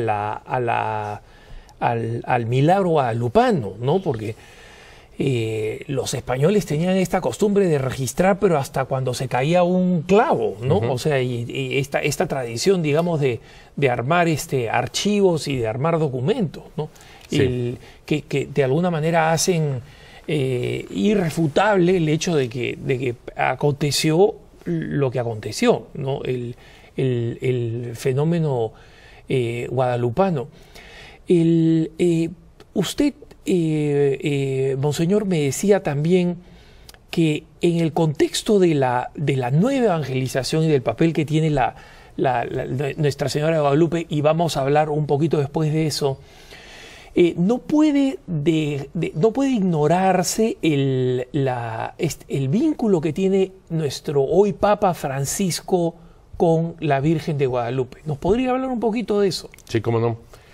Fíjate que cuando a mí me invitaron para ir a Aparecida de Brasil, para ayudar, para de alguna manera auxiliar con algunos datos sobre la Virgen de Guadalupe, yo con mucho gusto fui, participé, fue algo muy, muy, muy bonito, cuando en las misas resulta que preside el cardenal Jorge Bergoglio. Y me acuerdo que fue al único que presidió la Eucaristía, que digo, lo tengo en la memoria, porque me impactó a mí también, que le aplaudimos después de la homilía, porque fue tan como es, con esa sencillez, con ese amor, con ese cariño, con ese don de gentes, con esa humildad, con esa manera que él tiene de tocar el corazón, tan profundamente, con rasgos tan auténticos, que realmente a mí me impactó mucho.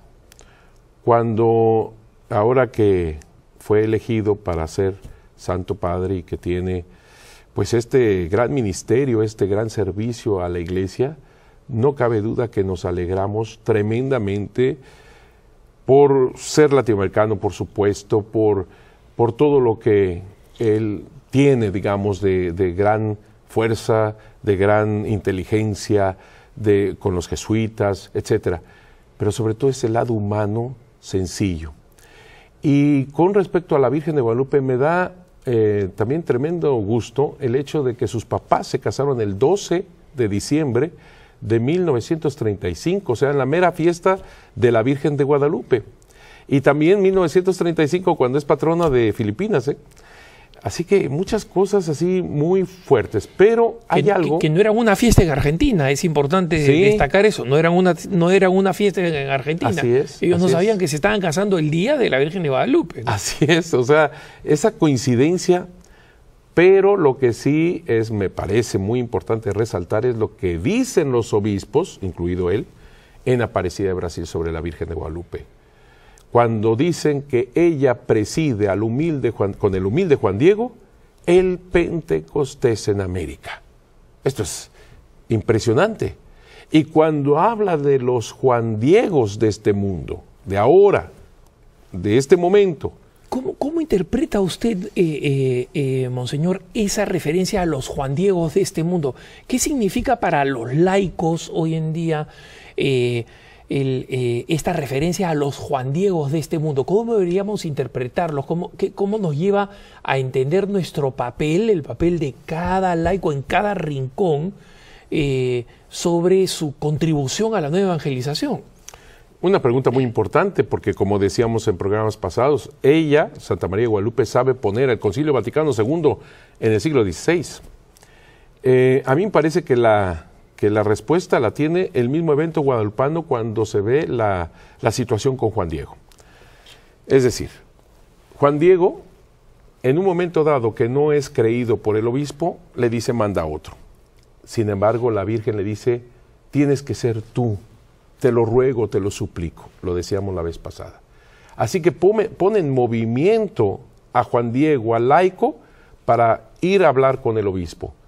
Ella podía haberse aparecido directamente con el obispo y ahorrarse todo esto. Sin embargo, ella quiere la intervención, la participación. ¿Lo necesita? Por supuesto que no. Ella, vuelvo a repetir, puede haberse aparecido directamente al obispo, pero ella quiso necesitarlo. Ese es el punto. Como Dios con nosotros. ¿Nos necesita? No. Quiere necesitarnos, porque sabe perfectamente que es el único camino del amor verdadero. En esa participación con toda la libertad, es el amor verdadero, el hacer un servicio hacia los demás, el procurar el servicio hacia los demás. Y este servicio es precisamente la guía del amor. Es que el servicio máximo es precisamente el que implícitamente uno esté viviendo el amor, sirviendo al otro, amando al otro, entregándose por el otro. Si comprendiéramos esto, que la plenitud de nuestra vida es el servicio en el amor al otro, y por eso la participación tan importante de Juan Diego, y todavía más con la Virgen de Guadalupe, que yo francamente me siento muy, muy tocado, porque el mensaje al obispo es este: el aprobar la casita sagrada donde dará todo su amor. Sin embargo, la parte aquella donde le dice, no tengas miedo, no estoy yo aquí que tengo el honor y la dicha de ser tu madre, y todas estas maravillosas palabras, Juan Diego no se las dice a su marga. Juan Diego se las dice al mundo. El laico en el mundo es también testigo de esto. Es algo impresionante también el hecho de que la Virgen de Guadalupe no eligió para poner su imagen una alba, una estola, una casulla, una mitra, sino una tilma de un laico, humilde, sencillo. Ahí imprimió su maravillosa imagen que nos habla del amor verdadero que es su Hijo Jesús. Ahora, hay otro detalle, Monseñor, que quisiera saber que rebotarle a usted en esta idea, ¿no? Juan Pablo II, el beato Juan Pablo II, insistió en un concepto que fue de alguna manera el lema de su pontificado, ¿no? Que luego recoge Benedicto XVI y hoy vemos insistido por el Papa Francisco. Y es este tema que, curiosamente, mucho tiempo atrás en la historia, también sale en este diálogo maravilloso entre la Virgen de Guadalupe y San Juan Diego. No tengáis miedo. Luego Benedicto XVI va a decir, no tengan miedo, Jesucristo no quita nada, lo da todo, ¿no? Y el Papa Francisco hoy está insistiendo, no seamos una iglesia autorreferencial que tiene miedo de salir. Cuando salga la iglesia se puede accidentar, pero es mejor una iglesia accidentada que una iglesia enferma, como la que se queda dentro de su casa y que al final se la terminan comiendo las enfermedades de la inactividad, ¿no? Entonces,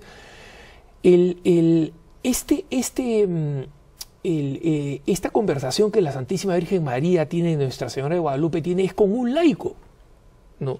Y en consecuencia, me da la impresión de que hay una continuidad enorme, especialmente hoy en día, donde tantos laicos podemos tener la reacción, pues, de no, Señor, no me envíes a mí, mira que yo soy un niño que no sabe hablar, ¿no? Y ese no parece ser el mensaje guadalupano y no parece ser el testimonio de Juan Diego, ¿no?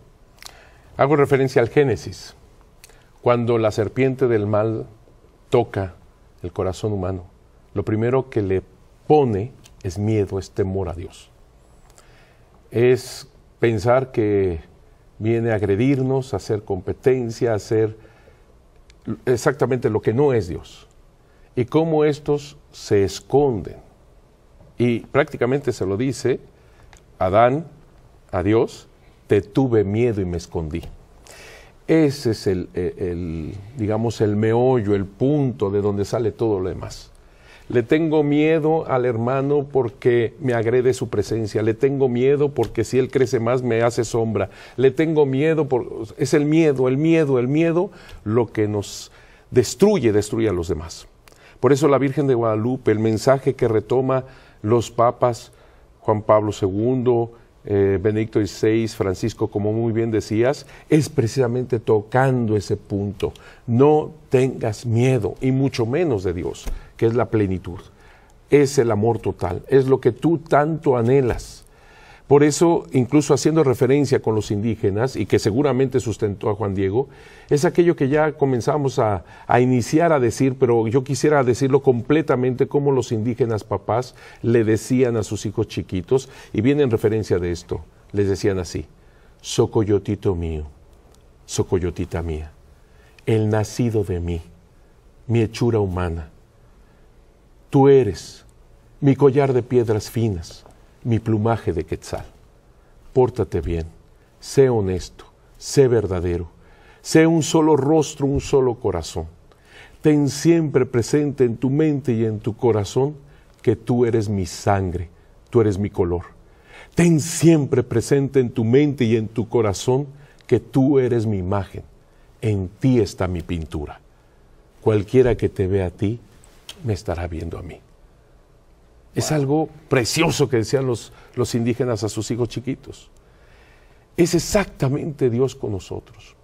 Cualquiera que te vea, te estará viendo a mí.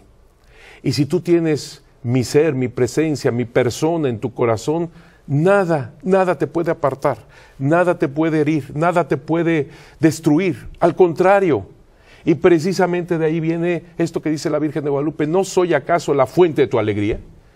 Es darse en el amor, es darse en la alegría y en la plenitud, lo que tanto anhelamos. Por eso no tener miedo, y mucho menos los jóvenes.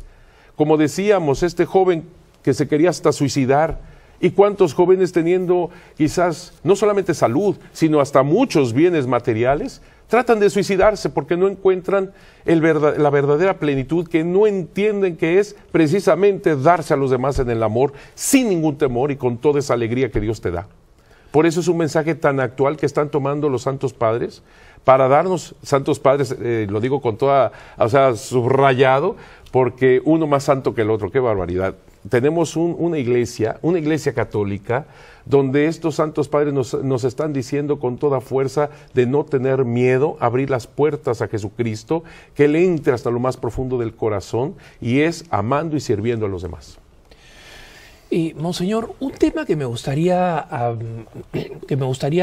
abordar. Usted ha tenido el privilegio de combinar sus estudios, digamos, bastante eruditos, históricos, sobre el gran don y el misterio guadalupano, luego conectado con la historia y con los milagros relacionados a la canonización de San Juan Diego.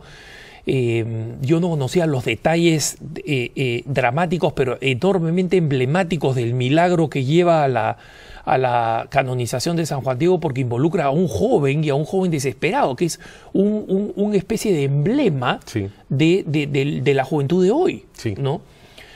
Y en consecuencia, como la respuesta guadalupana, digamos, es una respuesta especialmente para los jóvenes, digo para todos, pero especialmente para los jóvenes.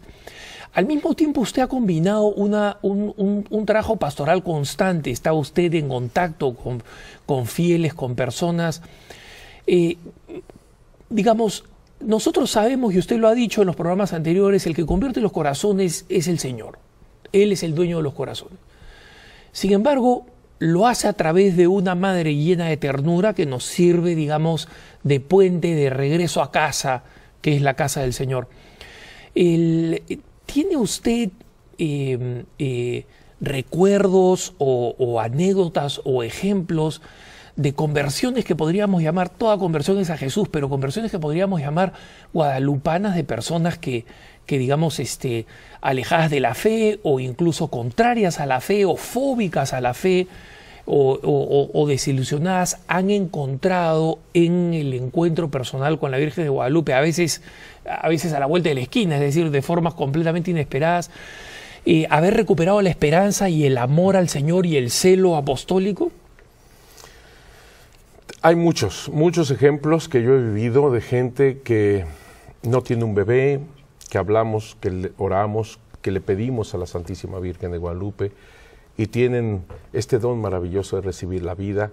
Hay ejemplos, cantidad de ejemplos de personas que no creían definitivamente, entre otros, por ejemplo, el jefe de Aste Tosman. Aste Tosman es el científico, todavía vive, le mando un saludo enorme, que logra a través de la computadora confirmar lo que los oftalmólogos ya veían en los ojos de la Virgen de Guadalupe. Creo que es un compatriota mío, ¿no es peruano? Sí, claro, peruano. Claro. Sí. Bueno, ya naturalizado mexicano. Nada más ¿sí? Bueno. La Virgen de Guadalupe se lo comió al hombre. Algo así. El caso es que los oftalmólogos, que son varios, estamos hablando de más de 20 y tantos, 25 más o menos, que han analizado con sus instrumentos los ojos de la Virgen de Guadalupe, entre otros el tío del actual rector del santuario, Enrique Gleni, el doctor Graue.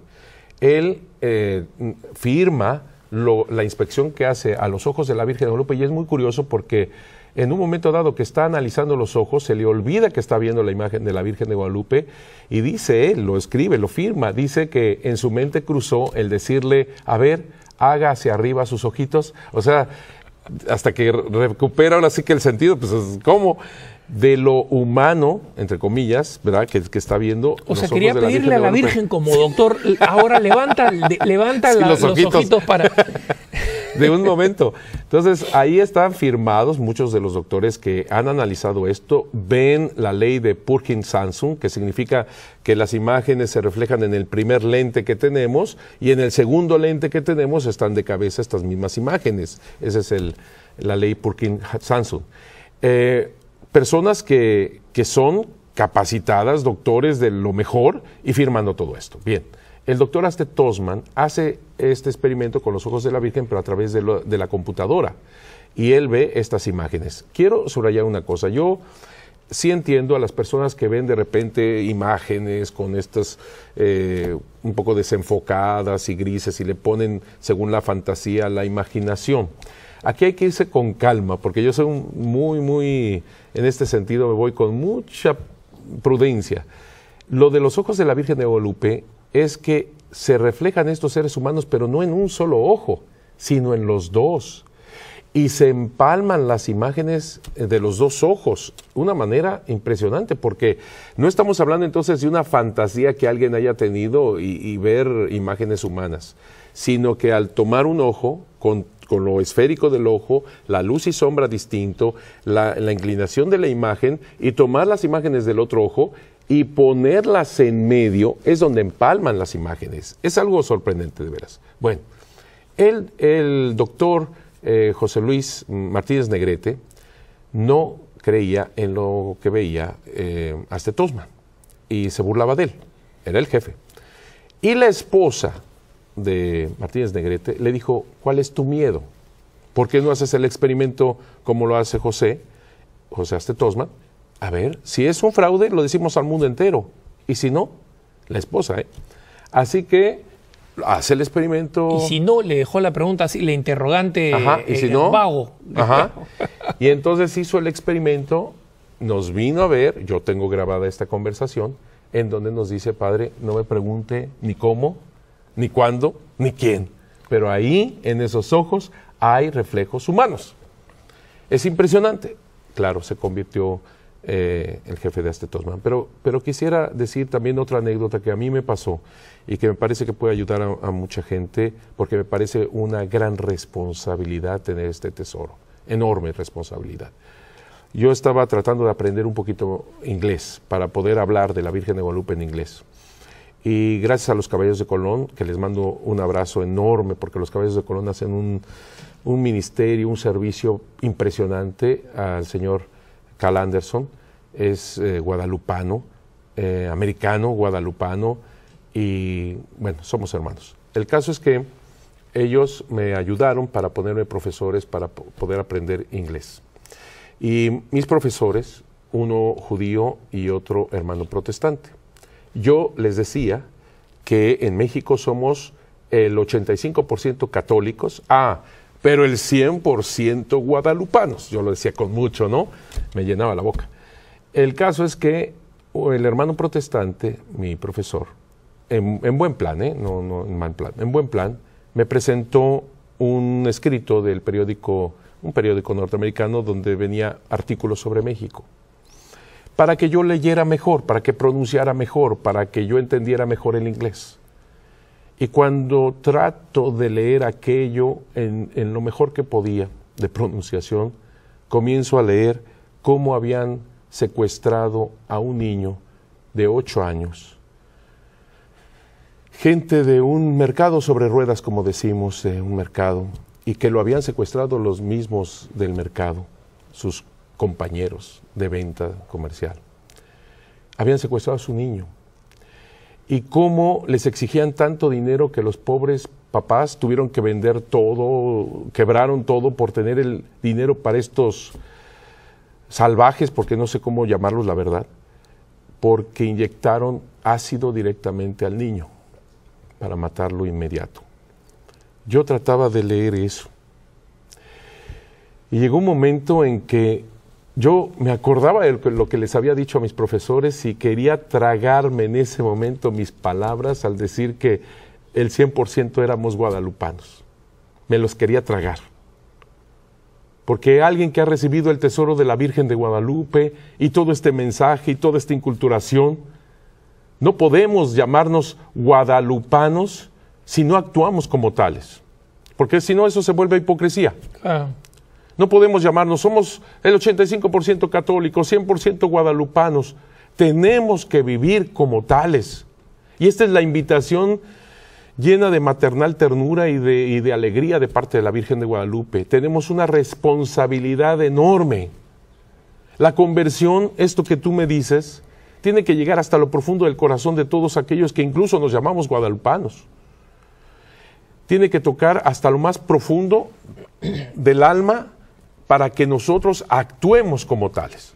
Para mí es una enorme responsabilidad el podernos decir católicos, guadalupanos, para vivir como tales.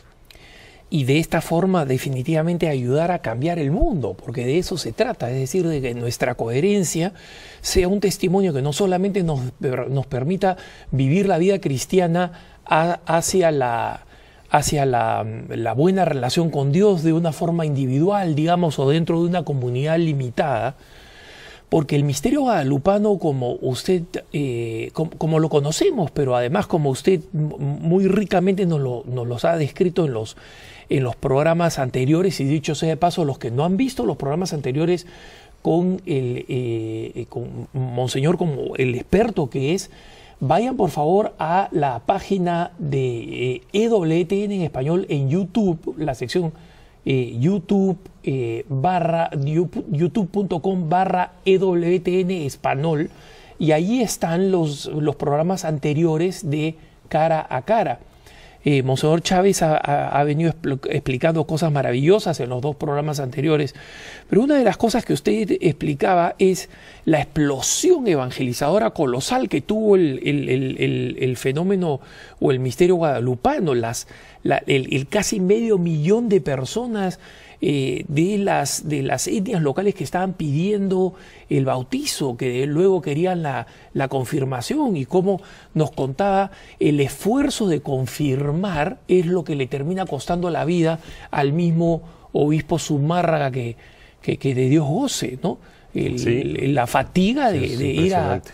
Entonces, creo que no sé si coincide conmigo, Monseñor, pero hay una exigencia guadalupana contemporánea en el siglo XXI para que nosotros busquemos también este estallido de la fe, este testimonio de la fe, pero en el que a los San Juan Diego, después de la conversación esta a los pies del monte del Tepeyac, pierde el miedo y se vuelve en el gran Cristóforos, en el gran portador de Jesús en la belleza de la Virgen María, ¿no? Por eso es tan importante lo que realmente inspiró el Espíritu Santo al Papa Benedicto XVI cuando congrega a todos los obispos del continente a aquella misa el 12 de diciembre del año 2011. Todos los obispos en torno a él en la Eucaristía, en la fiesta de Guadalupe. Esto es importantísimo. De ahí surge la idea de hacer un congreso guadalupano, nada menos que en el Vaticano. Esto, el Papa Benedicto XVI, realmente uno ve cómo Dios trabaja a través de la Virgen de Guadalupe en el Santo Padre para que sea conocido el mensaje y se tenga esta difusión al mundo entero, pero quiere que sea recibido el mensaje de los que trabajan dentro de la curia de una manera esencial.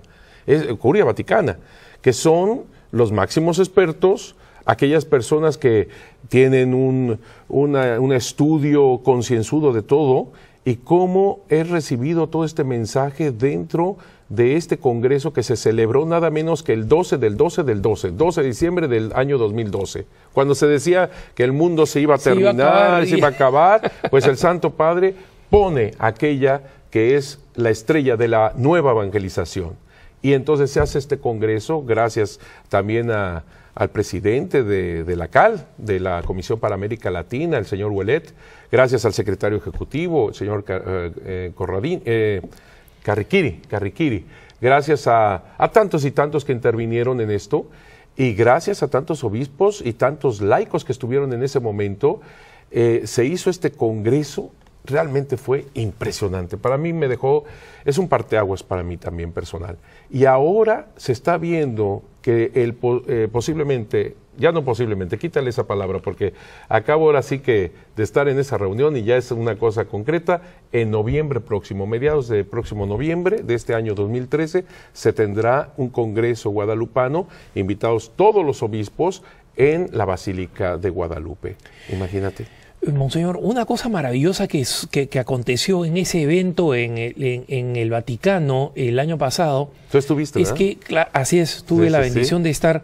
Es que yo fui una de las personas, probablemente usted ya lo sabía, pero yo fui una de la mayoría de personas que estaban en ese evento que tuvo la ocasión de ir a los Jardines Vaticanos y subir a probablemente la parte más alta de los Jardines Vaticanos y descubrir que ya desde varios pontífices atrás, uno de ellos había querido inmortalizar el episodio guadalupano con un indígena mostrando la tilma a un franciscano, obviamente muy influido por la imaginación italiana que pensaba en los indígenas como los nativos americanos, pues Sioux, ¿no? O sea, de los Estados Unidos. Entonces, es un indígena grandote, corpulento, ¿no? Mientras que el obispo Zumárraga es un franciscanito chiquito, ¿no? Que está rodeado mirando. Pero qué emblemático que es que en el punto más alto del Jardín del Vaticano se recuerde ahí con un monumento donde rezamos el rosario, ¿no? Y donde algunos de los periodistas que habían ido a cubrir el evento simplemente de prensa secular terminaron rezando el rosario con nosotros, como usted debe haber recordado, ¿no? Sí. Entonces, este potencial evangelizador de la Virgen de Guadalupe realmente tiene este carácter de estandarte, ¿no? Y creo que nos llena de esperanza saber que bajo el manto y de la mano de la Madre y siguiendo el ejemplo de San Juan Diego, tenemos un horizonte evangelizador que nos debe llenar de celo evangelizador y de alegría para anunciar el Evangelio, ¿no? Sí, por supuesto, y ya que mencionas el Rosario del Amor Guadalupano, lo celebramos todos los días 12 de cada mes en la Basílica de Guadalupe, en el Cerro del Tepeyac. Son 8 estaciones, pusimos 8 estaciones que vienen a ser los 7 sacramentos y la Iglesia Sacramento de Salvación. Así que son los 8 momentos que tienen relación con el Nican Mopogua, es decir, con el encuentro de la Virgen de Guadalupe y San Juan Diego. Porque, por ejemplo, la primera estación es el bautismo, porque es lo primero que escucha Juan Diego, su nombre de pila, Juanito, Juan Dieguito. La segunda estación hasta lo más alto del Tepeyac, que es la Eucaristía, porque es donde dice, quiero una casita sagrada para ofrecer mi amor persona. Y así, cada momento del acontecimiento guadalupano en esas 8 estaciones, y 8 porque obviamente estamos celebrando el 8º día, la resurrección. Así que es un rosario dirigido a Dios a través de su Madre Santísima de Guadalupe. Y me acuerdo que cuando se inauguró hace casi 3 años, cómo pasa la vida, este rosario lo inauguró don Norberto Rivera Carrera, el arzobispo de México, y me acuerdo que estábamos, pues, ahora sí que cuánta gente vendrá, además que habían habido unos tormentones, ¿verdad?, los días anteriores, y yo le dije, Santa Madre, pues tú verás el día que te pones, ¿verdad? Tú verás, tú controlas eso, a mí no se me da, a ti sí se te da, a ver cómo ves. Y hizo un día espectacular, fue muchísima gente, ayudados también aquí por los Caballeros de Colón. Realmente fue maravilloso contemplar más de 5,000 personas en ese cerro lleno de velas y de... No, fue algo increíble. Y todavía cada día 12 lo hacemos. Por eso en ese encuentro se decidió hacer una versión de 5 estaciones, pero hacer el Rosario del Amor Guadalupano, cosa que vamos a repetir también en el próximo Congreso de noviembre. Así que usando todo, el rosario, todos los sacramentos esencialmente, por favor, ¿no? Claro, lo más importante, la Eucaristía, los medios de comunicación, etcétera, estamos tratando de que este mensaje llegue y toque al corazón de todo ser humano, que es muy importante para el día de hoy. Le agradezco muchísimo, Monseñor Eduardo, por este compartir maravilloso. Yo personalmente le digo que cuando tengo la oportunidad de ir al DF, a la Ciudad de México, normalmente mi primera parada desde el aeropuerto es a la villa, como le llaman los mexicanos, que me parece que ya la misma palabra conserva una ternura enorme. Todo el mundo sabe lo que significa voy a la villa, sí, ¿no? Sí. Es decir, esa es la casa, ¿no? Sí. La casa que todo el mundo sabe que es la casa suya, ¿no? Y yo siento que es una especie de agujero negro que nos introduce a los grandes misterios de una manera inmerecida, a los grandes misterios de la caridad y del amor divino. Muchas gracias, Monseñor, por haber estado con nosotros. Esperamos tenerlo muy pronto, una vez más, abusando de su generosidad. No, yo estoy encantadísimo. Les agradezco mucho a EWTN, a ti, a Enrique Duprat y a todos los que han hecho posible esto. Dios los bendiga. Y muchas gracias por haber estado con nosotros en esta tanda de programas especiales que hemos tenido en torno a la Santísima Virgen de Guadalupe. El Señor los bendiga. Quédense ustedes con la mejor programación, la programación de EWTN, y hasta el próximo Cara a Cara. Allí nos vemos si Dios quiere.